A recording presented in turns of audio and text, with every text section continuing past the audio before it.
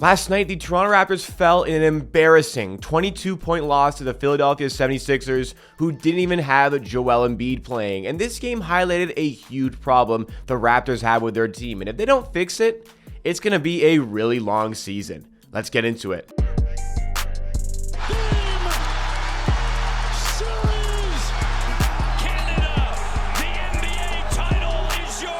What's going on, NBA and Raptors fans? It's Jacob here, back with Amateur Hour Sports for another Toronto Raptors YouTube video. On this channel, I give you the greatest coverage and analysis on the latest Toronto Raptors news and videos and coverage just like this. So if you like what you see from today's video, then make sure you are subscribed to the channel. Help us on the road to 13,000 subs, and also you get a watch party with every single Raptors game along with that subscription. Like the video if you find yourself enjoying along the way. But our video today is about a big problem that was highlighted yesterday by the 76ers, who torched the Raptors from start to finish. I mean, the Raptors never led in this game. The Sixers got out early. We did make it 20-20, and then in the third quarter we made it, I think it was like a 6-point game, but decision making all over the court was pretty brutal. Only good games that even saved this performance really came from Pascal Siakam, who was excellent once again. And Siakam, fourth on the MVP ladder, by the way, so a little individual achievement there. He is playing out of his mind, and that continued yesterday. And OG Anunoby, who last week Raptors fans wanted to trade so bad,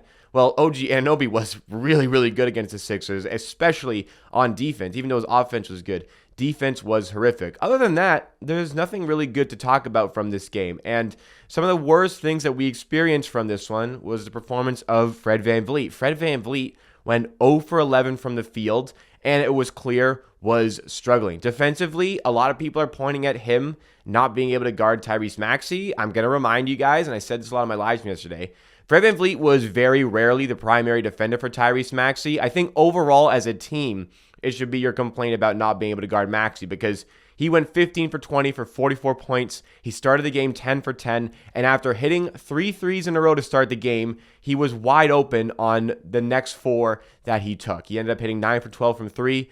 How on earth do we continue to miss in rotations? Why do we continue to over-double James Harden, who was largely ineffective in this game with 11 points and 5 turnovers? We kept allowing the weak side corner 3. Not enough adjustments were made there. And Fred, again, I'm not putting like the Maxey performance on him. He was horrible. And what was even more concerning is that usually Fred affects the game in a lot of other ways than just a points standpoint. He was 0 for 11. He was 1 for 3 from the free throw line. And yeah, he was horrendous. Defensively, Sixers continued to hunt him. They used his lack of speed against him, and that was a problem. It's very rare for Fred VanVleet to look that bad, but what's the most frustrating thing? Like, bad games happen. That bad, it doesn't really happen very much, but bad games happen. Like Siakam had, I think he had like a 5 or 6 point game last season.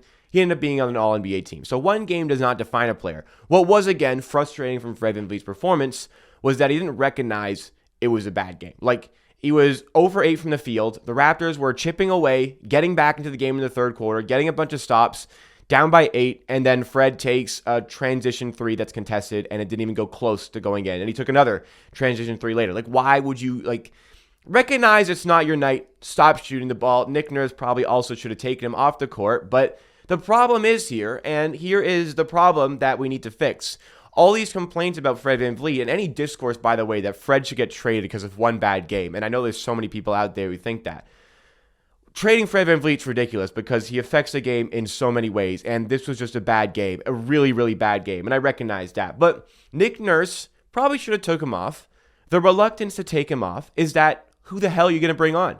The Raptors, once again this season, are showing a huge inability to use their bench unit effectively. It's not the fault of the Raptors coaching staff here. The bench unit just simply is not contributing at a consistent level. The Raptors yesterday with their bench, I believe we went into the fourth quarter with 0 bench points. Either that or 3 bench points because Boucher hit a 3 right before the start of the fourth quarter. The bench in the end, not counting garbage time, finished with either 10 or 11 points. That is something that you just cannot live with. Precious Achiuwa put up an absolute dud of a performance with 0 points. This is somebody this is our 6th man, and there's questions about him. Should he start for this team? Is he a better fit in the starting unit? Well, he needs to find a way to contribute to this team more consistently. We had that game against Miami last week where he got 22 rebounds, 10 points, and I was singing the praises for Precious Achiuwa because he deserved it after that game. But the inconsistencies are there with the guy, and he wasn't knocking down any shots, and there was no aggression whatsoever from Achiuwa to get into the paint. As far as taking Fred VanVleet off the floor, well, who are you going to bring on? You're going to bring on Delano Banton, who was, again, immensely ineffective for the Raptors yesterday. Like, again, every single time he checks in, I just look at Banton, like, what does he even do? Malachi Flynn checked in for 2 minutes, I think, in the second quarter, got absolutely torched on defense every single possession,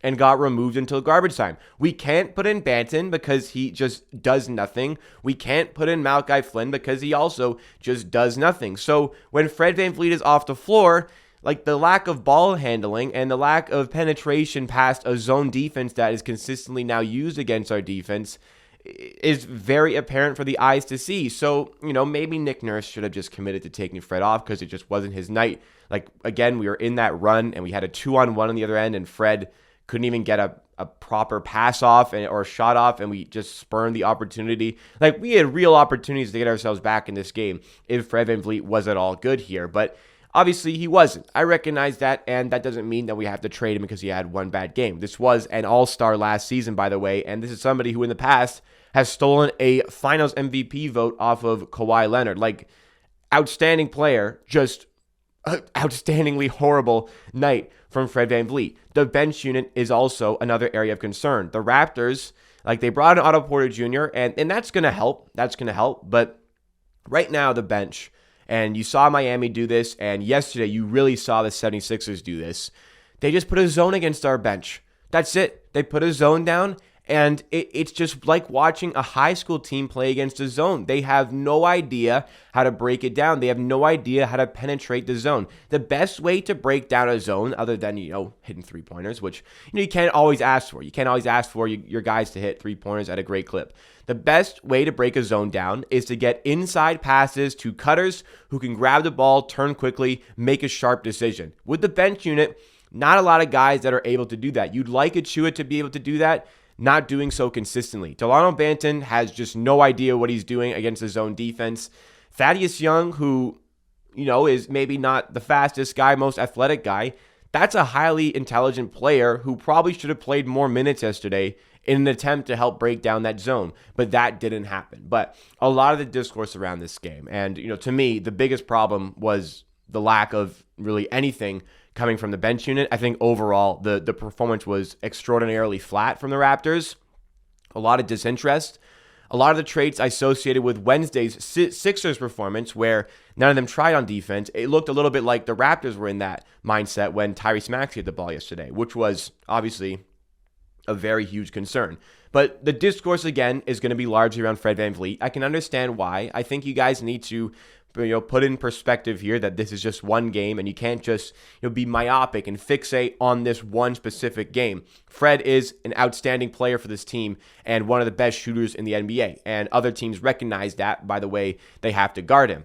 But a lot of questions now about Scottie Barnes. Scottie Barnes yesterday, he took, 7 shots for the Raptors? He had 11 points. People are saying, well, Scottie Barnes needs to be getting the ball more. Scottie Barnes needs to shoot more than Fred VanVleet.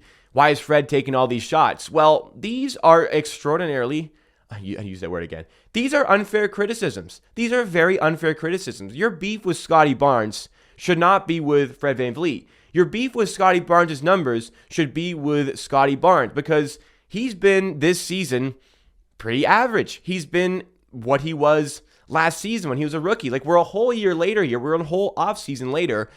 We need to start seeing these signs of a developmental jump happening, because Scottie Barnes, yeah, he had 11 points.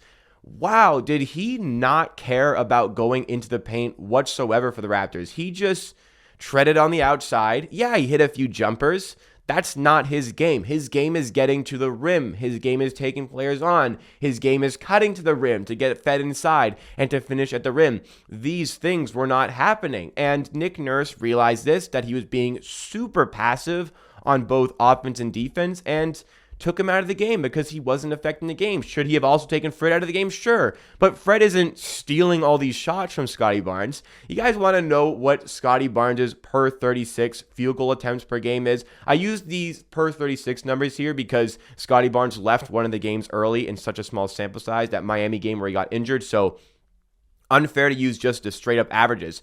Per 36, Scottie Barnes is taking over 13 field goal attempts per game. Over 13. You must be thinking, wow, Fred's probably averaging way more than that. Fred VanVleet, per 36 field goal attempts per game, 10.3. So Fred, fully willing to take a step back here for his teammates to get the ball more often. And yesterday, it was just an absolute disaster from Fred. But in general this season, content to allow more of the ball going to Siakam, OG, Trent, and even Scottie Barnes. Scottie Barnes needs to show a willingness and a hunger to actually affect the game more offensively. Is he capable of doing that and bouncing back? Yes, 100%. It's not over. This is just one game in such a long 82-game season. We're 6 games into it. We have 76 more of these games to fix these things. The biggest thing for me that we need to fix is the bench scoring. And by the way, I know I used the per 36, and maybe I'm cherry picking a little bit there, but including the game where Scottie Barnes exited the game early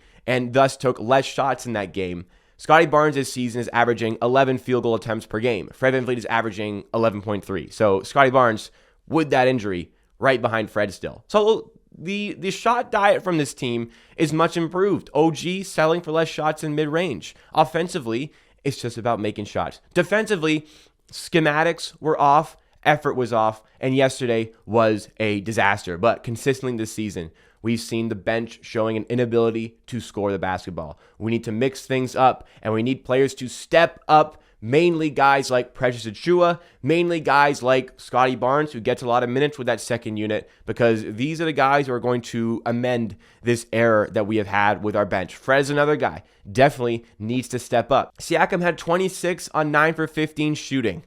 Wasted. He had a 37-point triple-double last week. Wasted.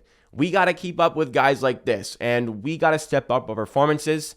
3-3, not the end of the world, guys. Again, there are 76 games remaining, but we address these big things that need to change. The big things that need to change. It's not trading Fred VanVleet. It's not trading OG Anunoby, obviously. It's about the bench stepping up. It's about certain players stepping up, like Achiuwa, like Scottie Barnes, and like Fred VanVleet. Of course, this team is going to be just fine. It is a bad game. We're going to learn a lot of lessons from it, but we can't keep blaming stuff on youth and inexperience. These guys are good players. We need more. Tough video to do, but 2 days off. Let's regroup and get a win on Monday against the Atlanta Hawks. Like the video if you did enjoy, guys. I know it's not the most upbeat video, but if you enjoyed my criticism and my commentary, goes a long way if you drop a like. And make sure, for the greatest coverage and analysis on the latest Raptors news, you subscribe to Amateur Sports. Help us on the road to 13,000 subs. You get 3 or 4 videos a week and a watch party for every single Raptors game. Hope to see you on Monday for the next one. We'll see you again next time for another video or stream.